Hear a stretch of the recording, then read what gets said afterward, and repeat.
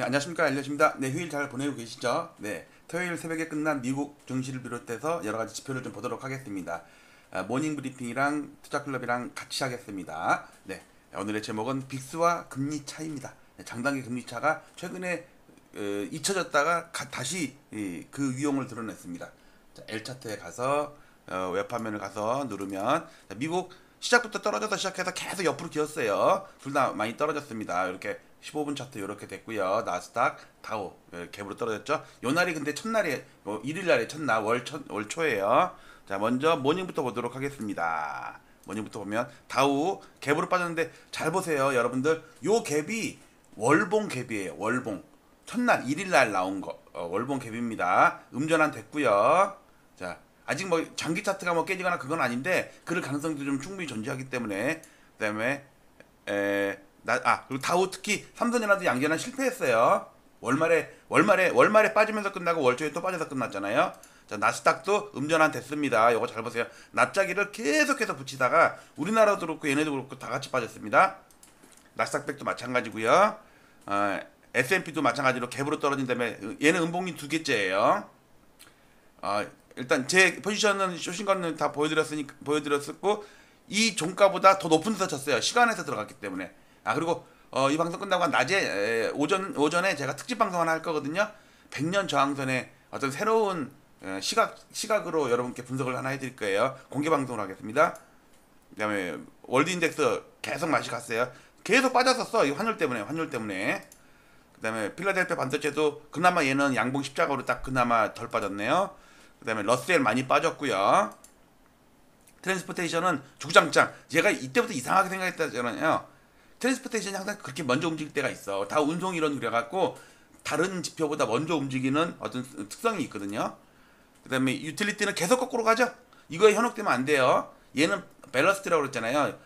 한쪽이 너무 많이 빠지면 이거를 약간 들어 올려갖고 시간에 사람들한테 어떤 착시 현상을 불러일으키게 하려고. 얘는 지금 사상치고치야. 유틸리티는 우리가 보는 일반적인 인덱스가 아니에요. 그다음에 그러니까 당연히 다우 종합 빠졌고 빅스 오늘의 주인공 빅스 이거 보실래요? 이때부터 좀 이상하다 그랬잖아요. 이거 이때부터. 근데 이날 올라갔다가 밀려가지고 이번이 아닌가? 그랬다가 다시 또 이게 뭐니 이게? 야, 이게 한 달 빠진 걸 갖다가 한 번에 다 올려버렸어요. 빅스 잘 봐야 돼요, 여러분들. 그다음에 이머징 마켓도 계속 빠지죠? 그다음에 MSCI 코리아도 빠졌죠? 우리가 코스피가 많이 빠졌으니까. 특히 요거 신기하지 않아요? 요거 돌파 붕괴. 이거 여기까지 올라나? 참 재밌는 현상이에요. 나팔꽃 당신. 그다음에 이거 61.8% 하락한 거에 61.8%까지 반등한 거. 즉 MSCI 코리아를 보면은 대상등이라는 게 얘기할 수가 없어요. 그래서 제가 유보라고 그랬죠. 유보. 그다음에 마이크로소프트 빠졌지만 이게 뭐니? 이거 참 이건 이해하기 힘든. 이것도 이해하기 힘들었는데 이건 더 이해하기 힘들어. 세상에 이런 그림이 어딨냐고. 이런 그림이. 그래도 그러니까 주봉으로 플러스로 끝났어요. 엔비디아도 빠져서 끝났고요. 애플은 박살나서 끝났네. 그다음에 구글도 갭으로 떨어졌고요. 야, 아마존도 완전 심하게 갭으로. 이게 몇 프로 빠진 거야 이거? 한 8%, 6%, 8% 빠졌나? 하여튼 엄청 많이 빠졌어. 자, 숫자가 잘 안 보이네요. 메타랑 마이크로소프트랑 이렇게 생겼죠. 야, 마이너스로 하다 끝났지만 주봉으로는 플러스예요. 이거 사상 최고치예요. 이거. 그다음에 테슬라 빠졌는데 이거 삼각형을 약간 픽셀이가 났는데 이거 잘못하면 이게 뚝 떨어질 수 있는데 위험한데 계속 고점 낮아지다가 결국은 마가도 마이너스라서 끝났네요. 마이크론 테크놀로지도 마이너스라서 끝났고 영국도 마이너스. 잘 나가는 놈들도 빠져. 독일이 갭으로 빠진 다음에 단기 박스권을 계속 끝났네요. 그래프 좀 안 좋네. 프랑스가 제일 약하니까 빠질 때도 제일 많이 빠지네. 그다음에 유로스탁스도 많이 빠졌고요. 니케이는 조금 빠졌네. 진짜 강하다 얘네는. 그다음에 중국 조금 빠졌네. 중국도 빠지긴 빠졌어도 강하게 버틴 것 같아. 홍콩도 많이 빠졌고요. 대만은 안 빠졌어. 그냥 양봉이면서. 네, 호주는 좀 빠졌고 그래봤자 뭐 박스권 안에서 노니까 그다음에 인도 결국은 다시 빠졌네. 저점 깼습니다. 저점 깼어요. 그다음에 코스피 어저께 많이 빠진 건 알죠? 코스피 200, 코스닥 약한 놈이 더 빠져요. 그다음에 환율 원달러 잘 오르다가 주저앉아서 그냥 약보합. 대만도 좀 빠졌고, 아니 대만 달러, 중국 위안화도 좀 빠졌고, 그냥 박스권 안으로 다시 기어 들어오네. 달러 인덱스도 100 넘어서 다시 100 안으로 기어 들어왔어요. 환율 위안화 엔달러도 마찬가지고, 유로는 당연히 반등했을 거고, 비트코인 계속 흐르네. 이더리움도 계속 흐르네요. 나스닥이 약하니까. 골드는 다시 지켜 올렸습니다. 다시 박스권 안으로 기어 들어왔어요. 이렇게 따지면 이거 월간으로 플러스인데, 그쵸? 월간으로 플러스죠. 이게 1일날일 거잖아요. 하루날이잖아요. 월말까지 빠진 다음에 꼬리 달고 내려온 거죠. 이것도 월말 꼬리 다 꼬리예요. 근데 다시 물 붙여갖고 양봉이네요. 유가 좀 빠졌고, CRB 인덱스도 많이 빠졌네. 알고 봤더니 이거 구리가 많이 빠졌더라. 구리가 좀 구려요. 30년물 많이 빠졌고요. 미국 국채 10년물 특히 많이 빠졌네. 2년물은 더 빠졌네. 이렇게 돼버리면 밑에 있는 놈이 더 빠졌으니까 10년물이 위에 있고 2년물이 밑에 있잖아요. 그 차이가 벌어졌겠죠. 얘가 더 빠졌어요. 갑자기 경기지표 그냥 노동지표 안 좋게 나온 건 아니고 하여튼 조작 냄새가 나가지고 이렇게 되다가는 위기가 오니까는 단기금리 확 기존금리 낮출 가능성이 있으니까 단기금리부터 빠지니까, 그래서 오늘 얘기 나온 게 이거 지켜올린 거 보이죠? 이게 장단기 금리 차예요. 잊혀졌던 장단기 금리 차가 확 떨어졌어. 올라왔어. 이거 큰일 났어 이거. 이거 양전환 됐네? 이거 양전환 됐어요. 양전환 조금이라도. 근데 월봉도 슬슬 올라가고 있죠. 아 이거 첫날이잖아. 첫날 1일날이니까 월봉이 양봉이지. 진행 중. 아니구나. 이건 지난달 아니다. 옛날 거구나. 옛날 거. 그래도 어쨌든 이번 달 첫날부터 많이 오른 거예요. 이거 1일 거니까. 네, 우리나라 30년물 올랐고 10년물 올랐고 3년물도 조금 올랐고, 그래서 장단기 금리차는 얘들 그냥 박스권 안에서 기어 들어왔네. 오르긴 올랐어요. 일본 30년물 좀 올랐고 10년물 약간 보합. 그 다음에 3년물은 좀 빠졌네. 그다음에 원엔환율은 다시 지켜 올렸고요. 엔화가 많이 빠져서 분모가 빠진 거야. 분자가 오른 게 아니라 분자도 좀 빠졌는데 분모가 더 빠졌죠. 엔이 더 빠졌죠. 자, 여기까지가 모닝 브리핑이고요. 먼슬리 보겠습니다. 자, 이렇게 볼게요. 좀 전에 지금 8시 50분에 녹화하고 있는데 8시 25분에 캡처한 겁니다. 아침에. 당연히 월봉 깨진 걸 알겠죠? 야, 이거 한 달 내내 올린 걸 하루 만에 빼버렸네. 어쨌든 양전하는 열로 올라갔어요. 요걸 결국 못 넘었네. 그쵸? 몇 포인트 못 넘었어. 3316을 3288이니까 12포인트 28포인트 모자랐네. 28포인트. 야, 아깝게. 그 다음에 다시 기어 들어와요. 특히 여기는 없지만은 거래 건수가 약하죠. 그다음에 코스피 200, MSCI 코리아 요거 잘 보세요. 요거 이게 38.2%, 요거 38.2%. 달러 만난 코스피도 마찬가지 다시 음봉돼 버렸어요. 코스닥도 그냥 주저앉았네요. 얘는 한 달 오른 거를 하루에 더 빼버렸네. 밑창 깼는데요 이거. 시가총액, 코스피 시가총액, 합친 시가총액, 아니 코스닥 시가총액 요거 사진 보세요. 결국 3천조 밑으로 내려왔죠. 그러니까 2천조일 때도 옛날에 그랬고 3천조일 때도 그랬고 넘었다가 그 다음 봉이 꼭 기어 내려오더라니까. 근데 저는 이번에는 고포스는 안 들어가고 저기 스픽스에 스픽스라고 해야 되나 뭐 SPXS 미국에만 진짜 한번 배팅 한번 들어갔어요. 이제 2배짜리는 감질나서 못 하겠더라고. 3배짜리 해야지. 랭글러를 빨리 사야 되는데 이거 너무 늘어져서.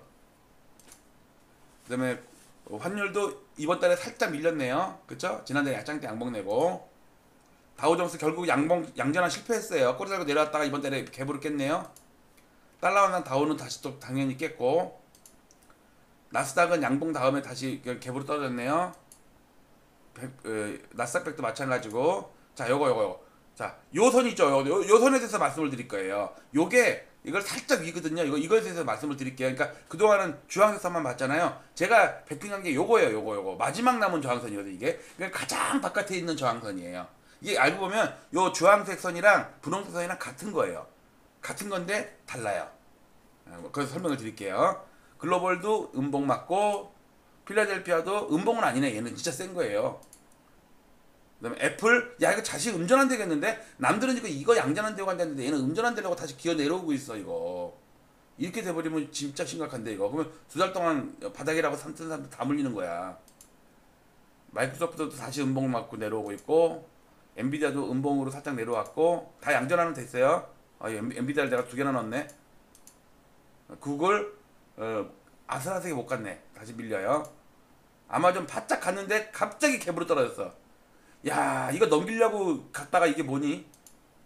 메타도 음전한, 아니 음봉. 그다음에 테슬라는 고점이 낮아지고 저점이 높아지는데, 이거 뉴스를 어저께 보니까 그 배상금 있잖아요. 엄청난 배상금이 처음으로 이제 제조사 측에 책임 물어가지고 그게 악재로 되면 이게 갭으로 떨어질 수 있는데 어떻게 되나 모르겠네. 시장이 뭐 반응하기 나름이니까. 자, 마가세븐 갭으로 떨어졌습니다. 그다음에 특히 요거 보세요. 요거 애플 뚝 떨어졌죠. 그다음에 아마존 뚝 떨어졌죠. 테슬라 이거 아슬아슬해. 이거 고점이 낮아지고 저점이 높아지는데 이거 뚝 떨어지면은 이거 큰일인데. 그러면 여기서 한 6개월 동안 산 사람들 다 물리는 거야 이거. 6개월은 아니구나. 한 3, 4개월 동안 산 사람들. 니케이 살짝 밀렸고요. 중국도 살짝 밀렸고, 항생도 살짝 밀렸고, 다들 양전하는 됐었는데 대만도 살짝 밀렸고요. 영국 음봉, 독일이 갭으로 떨어졌네요 이거. 프랑스는 심하게 떨어졌어요. 이거 여기 저점을 깨고 있네. 물론 아직 첫날이지만. 달러 인덱스도 살짝 이번 달 늘려 있고요. 지난달이 짱대 양봉입니다. N 음봉이고요. 원에는 음전한 추가한 다음에 다시 기어 들어오고 있어요. 유가는 다시 또 밀리고요. 골드 이거 선 잘못 꺼놨네 이거. 이게 아니야. 이게 이번 달 거잖아요. 이게 여기거든 이거. 이거 못 넘었단 말이야 이거. 근데 이번 다시 양전환 되고 있죠? 이거 선 잘못 꺼놨네 이거. 이거 옮기면 안 되는데 옮겨놨네. 다시 옮길게요. CRB 이게 항상 CRB는 첫날에 그래프가 좀 이상하게 나오니까 이거 조금 무시하세요 이거. 월 첫날은 그래 첫날. 그다음에 또 구리 어디서 구리. 요거 구리가 갭으로 하라겠더라고. 여기 보실래요? 여기 갭으로 하라겠죠 이거. 그다음에 트랜스포테이션 지난달에 윗꼬리 쭉 달리더니 음봉 맞았네. 삼성전자도 살짝 음봉. 중간쯤이라서 뭐 어정쩡해요 지금. 비트코인 갭으로 떨어졌는데 뭐 음봉은 아니고.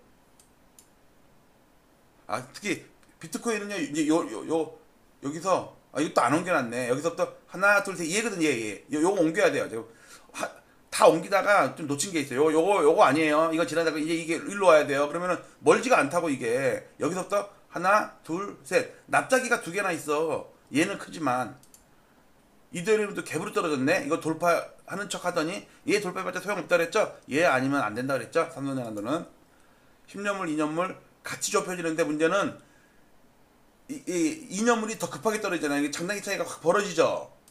이게 벌어진다고. 다시 이게 벌어지고 있어 이거. 큰일인데. 그 다음에 우리나라 10년물 2년물은 3년물은 그냥 계속 제자리 걸음입니다. 특별한 거 없어요. 자, 빅스 금리차 특히 아까 봤던 것 중에 요거 있죠. 어딨냐? 여기서 요거 오늘 요거에 대해서는 공개 방송으로 심층 분석, 이게 왜 인생 베팅을 들어갔는지. 왜냐면 지금 이틀째 수익 났거든요. 이틀째 수익 났기 때문에 이게 한두 달만 가면요 이거 몇 년을 가져갈 수도 있어요. 저는 그게 인생 베팅이란 얘기예요. 제가 고버스 100% 수익 날 때 1년 반을 갖고 있었어. 물론 다 먹지는 못하고 절반 이상 토해냈지만 이번에도 이거를 저는 항상 그 짜릿한 맛이 있거든.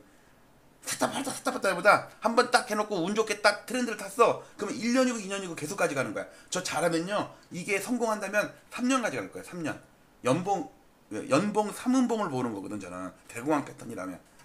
그것에 대해서 설명을 드릴게요. 자, 오늘 이렇게 마치고 이따 밥 먹기 전에 뵙도록 하겠습니다. 마치도록 할게요.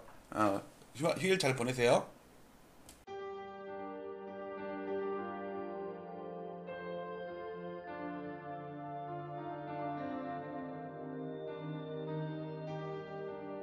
지난 2월 12일 오세훈 서울시장의 갑작스러운 토지거래 허가구역 토허제 해제와 3월 24일 확대 재지정을 기폭제로 서울 아파트 시장의 투기적 과열 양상이 격화되었고 시장 교란 행위도 빈번히 발생했습니다.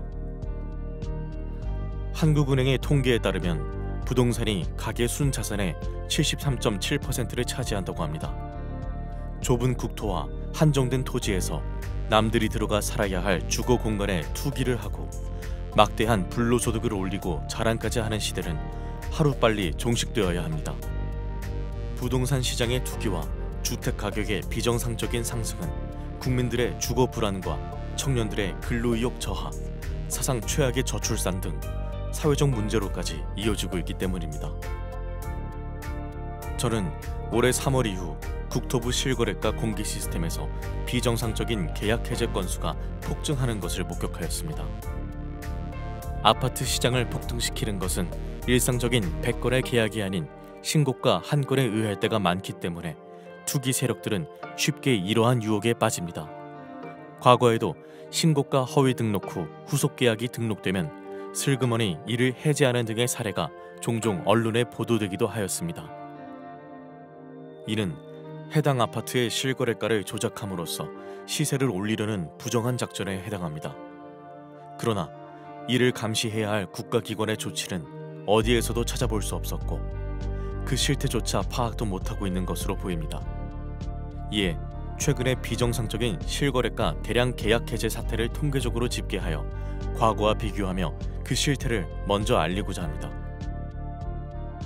본 청원의 취지는 국토부 실거래가 공개 시스템의 신고가 허위 계약 등록 후 후속 계약 등록 시 이를 해제하거나 계약과 해제를 반복하는 자전거래 등 책임있는 국가기관의 아파트 실거래가 조작 여부 실태 조사를 촉구하기 위함입니다.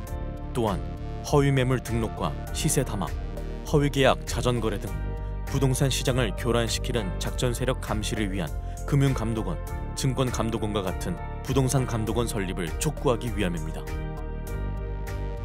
본 청원을 계기로 국가 차원에서 건전한 부동산 거래 질서를 확립하여 집값 폭등과 이로 인한 불로소득을 차단하여 사회 갈등을 해소하고 국민의 주거권을 보호할 수 있는 부동산 거래의 공정성 및 투명성을 확보해 주시기 바랍니다.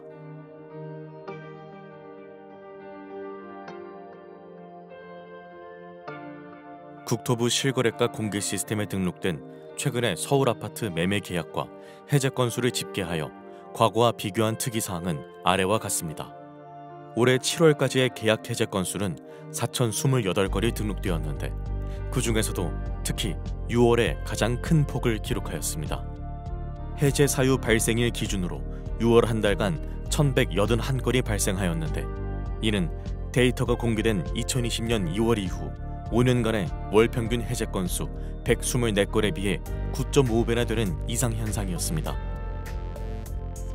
거래 증가를 감안하면 서울을 제외한 전국에서는 이 수치가 1.7배에 불과해 타 지역에서는 이러한 현상이 거의 발생하지 않았고 서울에서만 소위 부동산 작전이 실행되었다고 보아야 할 것입니다. 올해 들어 거래가 급증하고 전자계약 활용이 증가하는 추세에서 수정이 안 되는 단점 때문에 계약 해제 후 재신고하는 이유로 해제 건수가 폭증했을 가능성도 있습니다. 그러나 2024년 기준 전자계약 활용 비율은 5.95%에 불과해 여전히 종이계약서 활용 비율이 94%에 이르고 3일 이내 해제 비율도 3.9%에 불과해 단순 실수나 변심으로 인한 해제 건수 급증의 가능성은 적어 보입니다.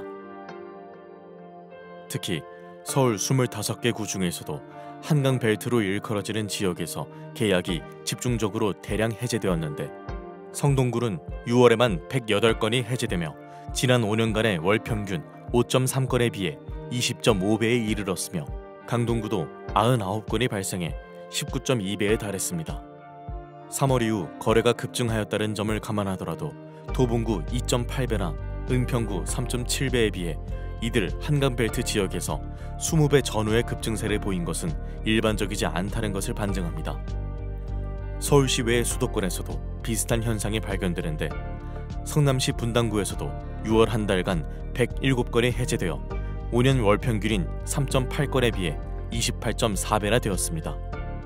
이러한 특이 현상이 서울의 한강벨트 지역에서 집중적으로 발생한 공통점은 2023년 저점에서 2년간 반등을 하던 중 이들 모두 2021년 전후의 전고점 돌파 직전에 있었다는 것이며 2월 12일 토어제 해제와 3월 24일 재지정의 행정 실패 기간을 거치며 거래가 급증했고 해제 건수 폭증을 동반하며 전고점 돌파에 성공했다는 점입니다.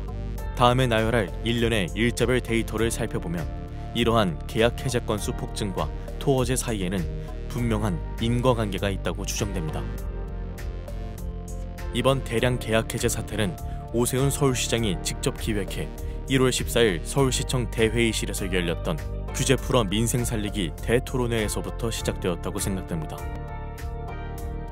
당시 토론회에 참여했던 100인 중 강남구 공인중개사 한 분의 토어제 구역 해제 건의에 대한 답으로 서울시장은 강남구 대치동과 삼성동, 청담동과 송파구의 잠실동 등 4개 지역의 토어제를 해제하겠다고 공언했습니다. 한 달 후인 2월 12일 이들 4개 동은 토어제 지역에서 전격적으로 해제되었으며 이들 지역의 아파트값은 곧바로 폭등세를 보였습니다.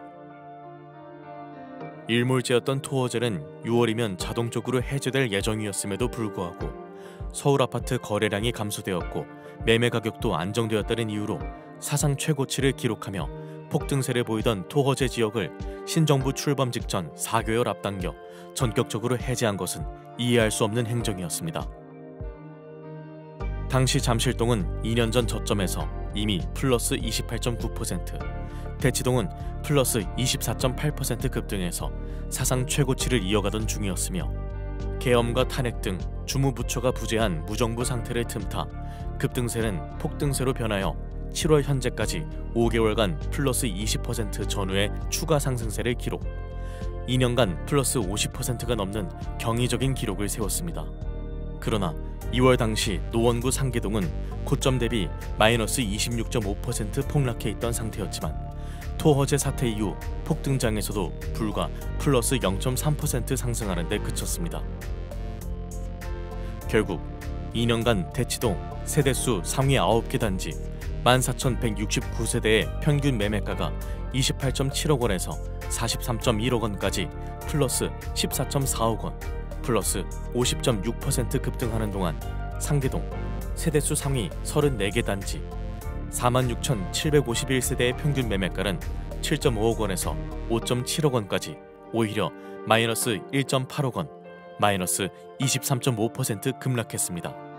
두 개 동의 매매가 차이가 2년간 4.1배에서 7.5배로 벌어지는 초양극화 현상이 발생한 것으로 서울시의 규제 풀어 민생 살리기 대토론회에서 시작된 아파트값 폭등 현상은 민생보다는 부자 살리기 결과를 초래하게 된 것입니다. 더구나 상계동의 총 세대수는 대치동에 비해 2배 이상 더 많기까지 합니다. 토어제 해제 이후의 지역별 아파트값 폭등 현상을 날짜별로 나열하면 이번에 대량 계약 해제 현상이 불특정 다수에 의한 우연한 현상이 아니었음을 의심하게 됩니다.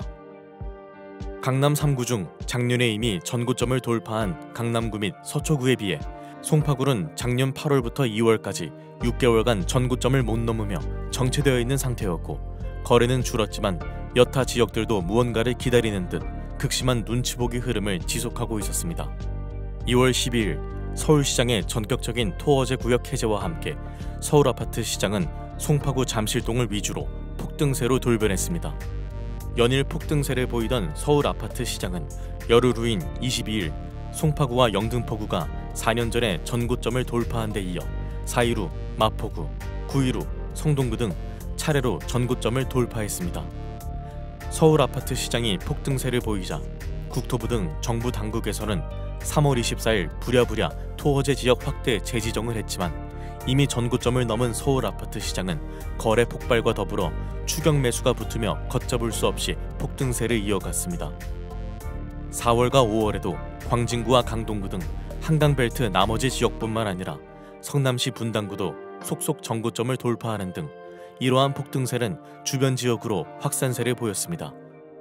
이에 따라 6월 4주차 부동산원 주간 매매 동향에서는 주간 상승률이 성동구 플러스 0.99%, 마포구 플러스 0.98% 등 연율 플러스 50%라는 사상 최고 상승률을 기록하였고, 결국 신정부는 출범 이후 처음으로 대출 총량 관리 강화라는 6.27 대책을 발표하기에 이르렀습니다. 이러한 폭등세 속에서 과거에는 전혀 볼 수 없었던 특이한 거래 현상이 목격되었는데, 계약 해제 건수가 급증을 했다는 것입니다. 성동구를 예로 들면 3월부터 급증세를 보였는데, 특이한 점은 1월부터 6개월간 해제 사유 발생 건수가 규칙적으로 점증했다는 것입니다. 즉 5년 월 평균 5.3건에 그치던 해제 건수가 12월 4건, 1월 9건, 2월 14건, 3월 29건, 4월 55건, 5월 71건, 6월 108건으로 성동구 아파트 지수 급등을 따라 해제 건수도 급증을 한 것입니다. 강동구와 마포구, 성남시 분당구 등 주요 지역에서도 이러한 현상이 발견되었는데, 서울 아파트 전체 해제 건수에서도 12월 91건, 1월 157건, 2월 200건, 3월 369건, 4월 428건, 5월 608건, 6월 1181건 등의 규칙적인 흐름은 동일했습니다. 즉 이들 지역에서는 공통적으로 아파트 가격의 급등 추세를 따라 계약 해제 건수도 동반 급증을 한 것으로, 이 중에는 신고가 취소분이 상당수 포함되어 있을 개연성이 큽니다. 계약 해제 건수가 집중된 한강벨트 지역에서는 시가총액 또는 세대수 상위 아파트에서 이러한 현상이 집중되었는데, 6년간 발생한 총 해제 건수와 올해 6개월간의 해제 건수를 비교해보면 최근에 단기간에 얼마나 많이 집중 발생했음을 알 수 있습니다. 성동구 센트라스 아파트는 6년간에 63건에 비해 6개월 만에 38건이 발생해 그 비중이 60%가 넘었으며, 텐지힐 1단지도 58%가 넘었습니다. 강동구의 아르테온 아파트도 55%가 넘었으며, 성남시 분당구도 58%가 넘었습니다. 특히 양천구의 목동 신시가지 7단지의 경우에는 6년간 발생한 총 해제 건수 17건 중 올해 6개월에만 12건이 집중적으로 발생했는데, 이 기간 전용 53제곱미터 실거래가는 15.7억 원에서 23억 원으로 플러스 7.3억 원 폭등, 불과 4개월 만에 플러스 46.5%를 기록했으며, 전용 66제곱미터 실거래가도 19.5억 원에서 27.5억 원으로 플러스 8억 원의 폭등, 플러스 41%를 기록했습니다. 마포구의 마포 레미안 푸르지오 아파트도 6년간 총 42건의 계약 해제 건 중 올해 6개월에만 20건의 해제 건수가 발생하였는데, 전용 53제곱미터의 경우 15.9억 원에서 20.5억 원으로 플러스 4.6억 원 급등, 불과 4개월 만에 플러스 28.9%의 상승률을 기록했으며, 전용 84제곱미터의 경우에도 18.0억 원에서 24.5억 원까지 플러스 6.5억 원 상승, 플러스 36.1%를 기록했습니다. 이 중에는 상당수가 단순한 실수나 착오, 변심 등으로 인한 계약 해제건이 있을 수 있으나, 거래 폭증과 함께 신고가를 포함한 이러한 대량 계약 해제 건수가 전고점을 넘기며 추경 매수를 유발하기에는 딱 좋은 현상이었습니다. 문제는 이러한 대량 계약 해제 건수가 시장 참여자들에게 착시를 불러일으킬 뿐만 아니라 국가기관의 공식적인 총 거래 건수에도 포함된다는 것입니다. 실제로 서울시 부동산 정보광장 홈페이지에는 해제 건수가 포함된 거래 건수가 노출이 되고 있으며, 언론에서는 이를 여과 없이 보도합니다. 즉 지난 6월의 총 거래 건수에는 이미 해제된 1천여 건의 계약도 포함이 되어 있습니다. 한편 올해 7월까지 서울 아파트 실제 계약 건수는 44,285건이고 해제 건수는 4,028건으로 총 해제 금액은 5조 2,500억 원입니다. 올해 해제된 계약 건수가 모두 정상이었다고 가정하면 이 금액만큼의 계약금 손익이 발생한 것이며, 이 중 20%만 계약금을 포기했다고 가정해도 그 금액은 1조 원이 넘습니다. 그러나 7개월간 4,000건이 넘는 해제 건수 중 얼마나 실제 계약서를 썼는지, 계약금은 주고받았는지 알 수가 없습니다. 누군가 나쁜 의도를 가지고 하루에 10번씩 계약과 취소하는 행위를 반복하더라도 막을 수가 없으며, 계약금 이체 없이 없었던 일로 삼아도 알아낼 수가 없습니다. 또한 실제 계약 건수와 해제 건수 중에는 특이한 차이점을 발견할 수 있는데, 이번 폭등장에서 발생한 계약 해제 건수 중 주요 지역일수록 해제 금액이 실제 계약 금액보다 훨씬 더 고가라는 점입니다. 예를 들어 강남구의 올해 225건의 계약 해제 금액 평균가는 31.1억 원으로 2,517건의 실제 계약 금액 평균가 28.7억 원에 비해 2.4억 원이나 고가였습니다. 서울 아파트 4,028건의 해제 금액 차이는 142만 원으로 그 차이가 0.1%에 불과한 반면, 강남구의 경우에는 무려 8.2%에 이르고 서초구와 영등포구, 양천구도 7% 이상의 큰 차이를 보였습니다. 이러한 사례로 유추해보면 대량 계약 해제 건수 중에는 신고가 취소가 상당수 포함되었음을 예상할 수 있습니다. 지금까지 올해 3월 이후 국토부 실거래가 공개 시스템에서 발생한 대량 계약 해제 사례를 집계하였으며, 매매가 변동과의 상관관계를 제 나름대로 분석하였습니다. 이를 바탕으로 수많은 계약 해제 건수 중에는 신고가 허위 계약 등록 후 후속 계약 등록 시 이를 해제하거나 계약과 해제를 반복하는 자전거래로 의심될 만한 정황을 발견하였습니다. 그러나 관계 당국이 아닌 일반 시민에게는 보다 상세한 자료에 접근에 한계가 있고, 위와 같은 개인 한 명의 분석만으로 실제 문제가 있다는 것을 단정짓기는 어렵습니다. 이에 저는 국가기관에 이와 같은 청원을 하는 바입니다.